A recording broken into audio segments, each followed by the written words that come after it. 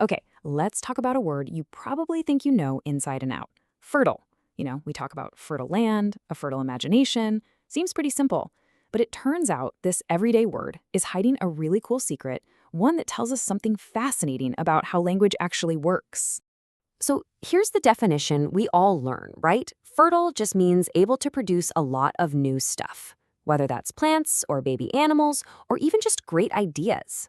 It's a solid, useful word. But that simple definition, that's not the whole story, not even close. There's another layer to this that leads to a very curious fact. And here's where things get really interesting. The word fertile is on something called the Basic English 850 list. Now, you might be thinking, what on earth is that? And out of the hundreds of thousands of words in the English language, why was this one chosen for such an exclusive club of just 800? Well, that's the mystery we're about to solve. To crack this puzzle, we first need to really appreciate the power packed inside this single word. It's not just about one meaning, it's about how many different jobs this one word can do. So let's break down its three really distinct, powerful uses. Okay, so first up, you have the most common one, fertile land. That rich, dark soil where you just know crops are going to grow like crazy. Second, it applies to life itself, a person or an animal that's able to have offspring.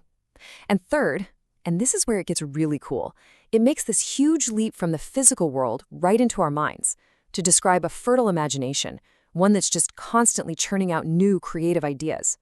I mean, that range is just wild, isn't it? Think about that for a second. One single word lets you talk about farming, biology, and the nature of creativity. It's like a bridge connecting the dirt under our feet to the ideas buzzing around in our heads. That is some serious heavy lifting for just one little word. And that, right there, that's the aha moment. It's this incredible versatility, this ability to cover so much territory with so few letters. That's the real key to why fertile is seen as such an essential word. See, here's the deal. If you're trying to build a small but really effective language, you don't pick words that are one-trick ponies. You pick the Swiss Army knives of the language. Words like fertile become powerful tools because you can use them in so many different contexts. It's all about getting the absolute most bang for your buck from every single word. Oh, and the power doesn't stop there. By learning the word fertile, you basically get its opposite for free. All you have to do is pop a simple prefix on the front, in, and bam, you get infertile.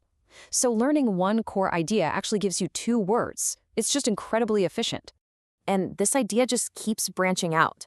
Once you really get fertile, related words like fertility, which is the noun, and of course infertile, they all just click into place. You're not just memorizing a word, you're learning a whole family of ideas that are built around one single powerful root. So this all leads us to the bigger picture. What is this basic English thing all about anyway? Well, it's not just some random list of words. It's a really amazing project with a very clear and very clever philosophy behind it. And this number is everything. 850. That's the entire vocabulary. To give you some perspective, the average English-speaking adult knows tens of thousands of words. So you can see why every single word on this list has to be an absolute powerhouse. There's no room for slackers. The whole point of basic English was to create a simple, functional core of the language, one that would be easy for people all over the world to learn, but still powerful enough to talk about science, business, or just everyday life. The system is built entirely on picking these hardworking, versatile words like fertile that can do the job of a dozen more specific, complicated ones. So I think the key takeaway from this whole story about fertile is that a small vocabulary doesn't have to mean a weak one. Not at all. When every single word you know is a powerful, multi-purpose tool, you can express an incredible amount with very little. It's all about working smarter, not harder, with your words. And that leaves us with a final, fun little thought experiment. If you had to build a language from scratch, with only 850 words to describe the entire human experience, what would you choose? What words would absolutely have to make your final list? It's a pretty cool puzzle to think about, isn't it?